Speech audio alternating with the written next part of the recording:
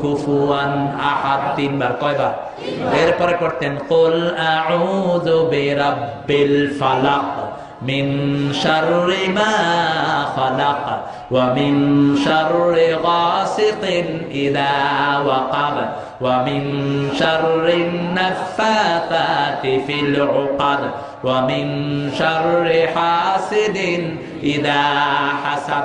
এই সূরা ফালাকের মানুষের জীবনে যত ক্ষতি হতে পারে সব বর্ণনা দিয়েছেন কে? আল্লাহ। যতগুলো ক্ষতি হতে পারে সবগুলো আল্লাহ উল্লেখ করলেন। এবার নাসের ভিতরে কিভাবে আশ্রয় চাইবা সেটার জবাব দিয়ে দিচ্ছেন।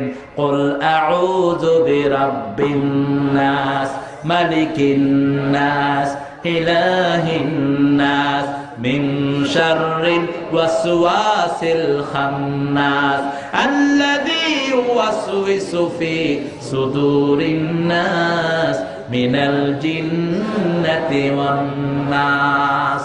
3 থেকে 9 বার পড়ে 3 বার হাতে ফু দিতেন, এরকম মুছতেন, মাথা মুছতেন, শরীর মুছতেন, মা আয়েশাকে মুছতেন, ফাতেমাকে মুছতেন, হাসান হুসাইনকে মুছতেন রিদওয়ানুল্লাহি আলাইহিম আজমাইন। আর বলতেন যে রাতের বেলায় এই কাজটা করে আল্লাহ নিজের রহমতের ফেরেশতা দিয়ে তাকে পাহারা দেয়। এটা হলো আল্লাহর পক্ষ থেকে দুর্গ। আল্লাহর পক্ষ থেকে কি দুর্গ। আবার ফজরের সময় পড়তেন মুহাম্মদ সাল্লাল্লাহু মা আয়েশাকে বলতেন, বুখারীর বর্ণনা, মা আয়েশাকে কখনো কখনো বলতেন আয়েশা তুমি পড়ো। মা আয়েশা বলতেন আমি পড়তাম কিন্তু আমার হাতে আমি ফু দিতাম না, কারণ বিশ্বনবীর মতো বরকতি হাত সারা দুনিয়াতে আর একটাও না। আমি পড়ে আল্লাহর হাবিবের হাতে ফু দিয়ে সেই হাতটা আমাদের শরীরে আমরা মুছে দিতাম। আপনার এলাকাতে ডাকাতি হচ্ছে, এরকম হয় কিনা? আমি বহু রাত বেরাতে চলতে হয়, সাতক্ষীরা থেকে আসতেছি যশোর রাতে, রাত 2টা থেকে 2:30, সামনে ডাকাতি হচ্ছে, 7-8টা গাড়ি ডাকাতি হচ্ছে। আমার গাড়ির দিকে ডাকাত আসতেছে, সামনে বসে বসে আমি এই সূরা পড়া শুরু করলাম। ডাকাত সামনে থেকে এসে ঘুরে চলে গেল। হেফাজত করলেন কে? আল্লাহ। আপনি ব্যাপার না, ব্যাপারটা হলো কোরআন। ব্যাপারটা কি? কোরআন। যে কোনো অবস্থায় পড়ি কোরআনের বরকত আছে না নাই? এই জন্য কখনো ভাববেন না আমি পাপী মানুষ, আমি কোরআন পড়লে কি লাভ হবে নাকি। আরে লাভ তো আপনার না, লাভ হলো কোরআনের, ঠিক কিনা? কোরআন পড়লেই বরকত নাজিল করবেন কে? সে আল্লাহ বলছেন, সে আল্লাহ বলছেন গোলাম আমার পরিচয় নাও, আমার প্রথম পরিচয় হলো আমি আল্লাহ। আমি কি? আল্লাহ। 2 নম্বর পরিচয় হলো আমার কোনো শিরক নাই। আমাদের সমাজে শিরক আছে না নাই? কয় হুজুর উপরে আল্লাহ নিচে আমনে। হুজুরে খুব খুশি, কয় এদিকে তোর দোয়া করে দিই, এদিকে। এটা শিরক। এটা কি? উপরে আল্লাহর ক্ষমতা, নিচে আমার আল্লাহর ক্ষমতা আছে না নাই? হুয়াল আউয়ালু, পড়েন, হুয়াল আউয়ালু ওয়াল আখিরু ওয়াজ যাহিরু ওয়াল বাতিন ওয়া হুয়া বিকুল্লি শাইইন আলীম। আমার আল্লাহ রাব্বুল আলামিন বলেন আমি শুরু, আমি শেষ, আমি প্রকাশ্য, আমি গোপন। বিশ্বনবী তাহাজ্জুদের নামাজ পড়ার সময় এই আয়াতটা এভাবে পড়তেন, আনতাল আউয়ালু লাইসা ক্বাবলাকা শাই, আনতাল আখিরু লাইসা বা'দাকা মিন শাই, আনতাল যাহিরু লাইসা ফাওকাকা মিন শাই, আনতাল বাতিনু লাইসা দুনাকা মিন শাই, ফাকদি আন্নি হাজাতি ইয়া আরহামার রাহিমিন। হে আল্লাহ আপনি শুরু, আপনার আগে আর কেউ নাই, আপনি শেষ, আপনার পরে আর কেউ নাই, আপনি প্রকাশ্য, আপনার পরে আর কেউ নাই, আপনি গোপন, আপনি ছাড়া আর কেউ। আমার সকল প্রয়োজন আপনি পূরণ করে দেন। সুবহানাল্লাহ বলেন। প্রয়োজন পূরণ করবেন কে? আল্লাহ। আরো জোরে বলেন আল্লাহ। কিন্তু বহু মানুষের কাছে আমরা প্রয়োজন পূরণের কথা বলি, আছে না নাই?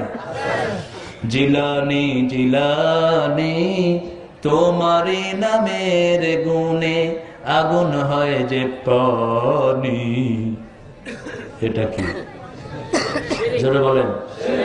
আব্দুল কাদের জিলানী রাহমাতুল্লাহ আলাইহির 1000 জন মিলে কি আগুন পানি করতে পারবেন? ইব্রাহিম আলাইহিস সালাম নিজে কি আগুন পানি করেছেন? আগুন পানি করে দিয়েছেন কে? কুলনা ইয়া নারু কুনি বারদাও ওয়া সালামান আলা ইব্রাহিম।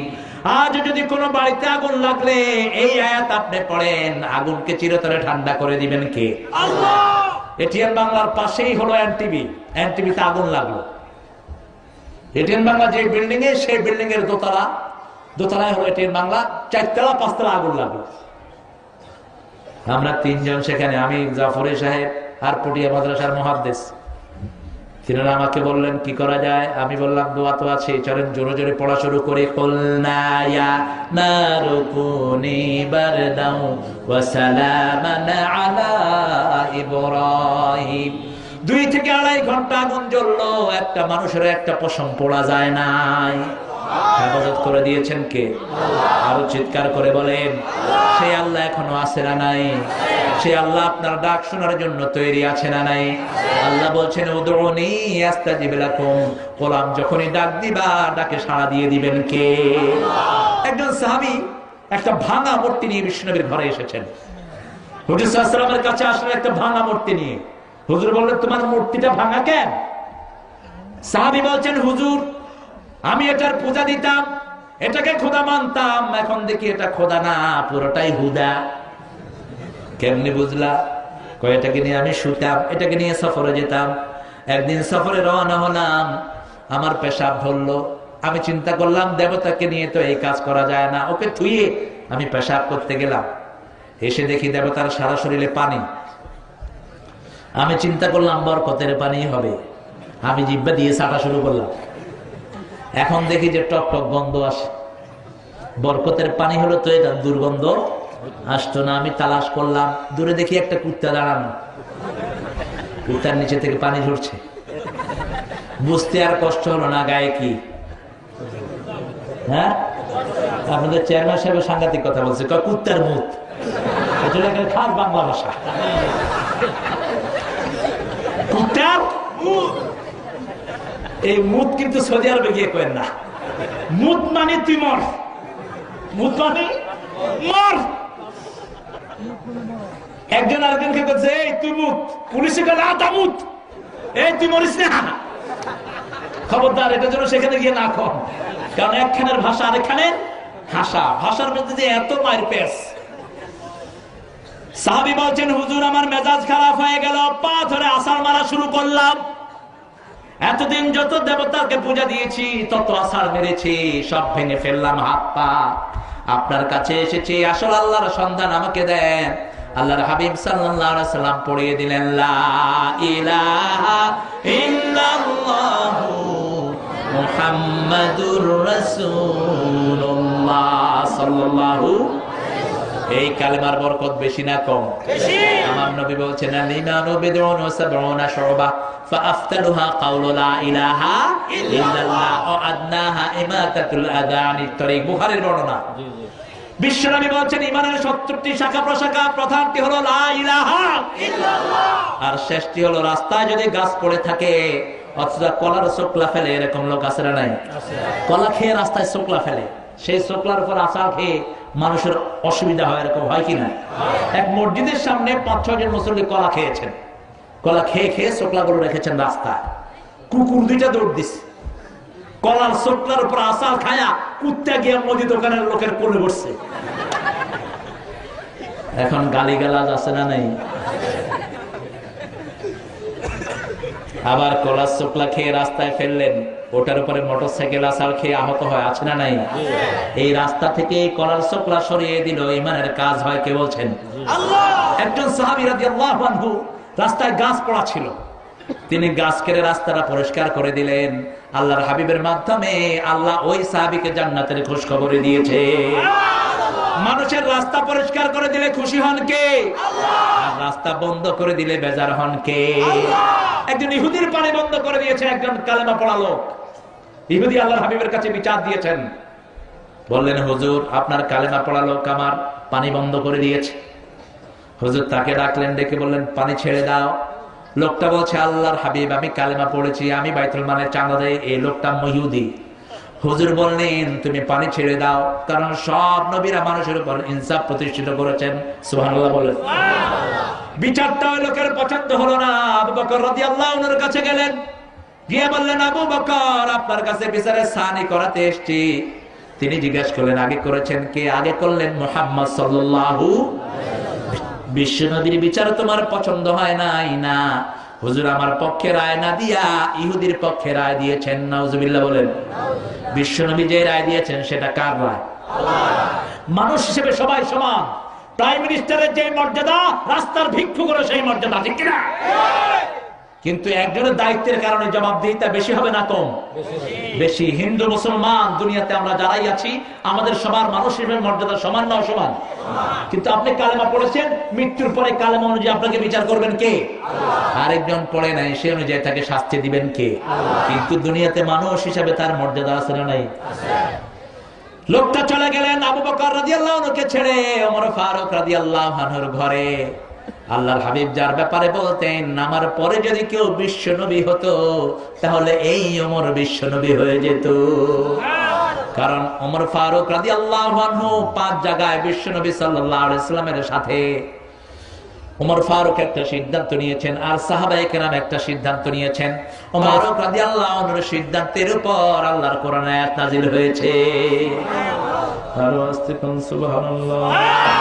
ইস্তিগফার করে আস্তাগফিরুল্লাহ রাব্বি মিন কুল্লি যামবিন ওয়া আতুবু ইলাইহি লা হাওলা ওয়া লা কুওয়াতা ইল্লা বিল্লাহিল আলিয়্যিল আযীম লা না'বুদু ইল্লা ইয়্যাহু মুখলিসিনা লাহু-d-দীন ওয়ালাউ কারিহাল মুশরিকুন اللهم لا مانع لما آتيت ولا معطي لما منعت ولا ينفع ذا الجد منك الجد। 3 ব্যক্তির দোয়া কবুল হয় না, এটা আমি প্রায় সময় বলার চেষ্টা করি, মাঝে মধ্যে ছুটে যায়। সেদিন ওসমান রাদিয়াল্লাহু আনহু যখন কোথাও দোয়া করতেন, এই 3 প্রকার লোককে দোয়া থেকে বের করে দিতেন, অথবা বলতেন যে তোমরা তওবা করে বসো। প্রথম প্রকার হলো যারা কবিরা গুনাহে ডুবে আছেন, বেপরদিগিতে ডুবে আছেন, অথবা সুদ খাচ্ছেন, অথবা ঘুষ খাচ্ছেন, অথবা কোনো হারাম কাজের সাথে লিপ্ত আছেন গোপনে গোপনে। এরকম লোক আছে না নাই? এই লোকের কোনো দোয়া আল্লাহর দরবারে কবুল হয় না। 2 নম্বর লোক হলো যিনি নিকটাত্মীয়ের সম্পর্ক ছিন্ন করেছেন, বাপের সাথে কথা বলেন না, মায়ের সাথে বলেন না, নিজের ভাইয়ের সাথে বলেন না, নিজের খালাতো ভাই ফুফাতো ভাইয়ের খবর রাখেন না, যে কোনো কারণেই হোক নিকটাত্মীয়ের সম্পর্ক ছিন্ন করেছেন। 3 নম্বর ব্যক্তি হলো কোন মুসলমানের সাথে 3 দিনের বেশি কথা বন্ধ করে রেখেছেন, কথা বলেন না, আপনি সালাম দিলে সালামের জবাব দেন না। হ্যাঁ, আপনি দিয়েছেন, সে যদি না দেয় তাহলে সে দোষী হবে, আপনাকে মাফ করে দিবেন কে? আল্লাহ। এজন্য এই 3 প্রকারের যদি কেউ থাকেন আল্লাহর কাছে তওবা করতে হবে। সুদের সাথে, ঘুষের সাথে, বিভিন্ন হারামের সাথে জড়িত আমরা ইনশাআল্লাহ আল্লাহর কাছে চাইবো।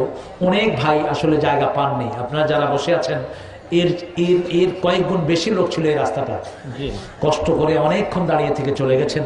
আমরা তাদের জন্য দোয়া করব, আমার মা বোনদের জন্য দোয়া করব, যেন কোনো এনজিওর কথায় আপনারা না পড়েন। এনজিওরা এসেছে আমাদেরকে তাদের গোলাম বানানোর জন্য। এনজিও গুলো এখন প্রথম টার্গেট করেছে মায়েদেরকে। কিছু কুফরি স্লোগান তারা শেখায়, কিসের বর কিসের ঘর, যেমন খুশি তেমন কর। মায়েরা, এই স্লোগানটা কুফরি স্লোগান।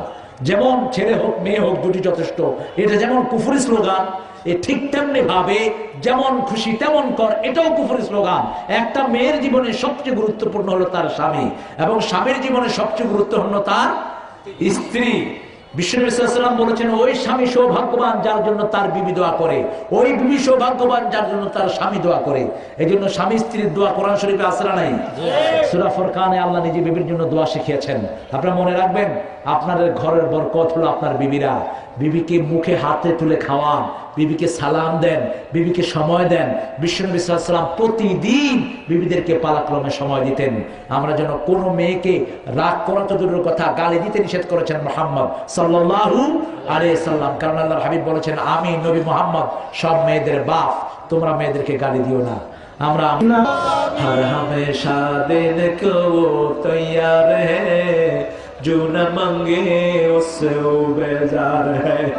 আপনি এমন আল্লাহ, যত ডাকা যায়, যত চাওয়া যায়, তত পাওয়া যায়। আমরা আমাদের গুনার জন্য বড় বেশি লজ্জিত, আমরা গুনাহগার।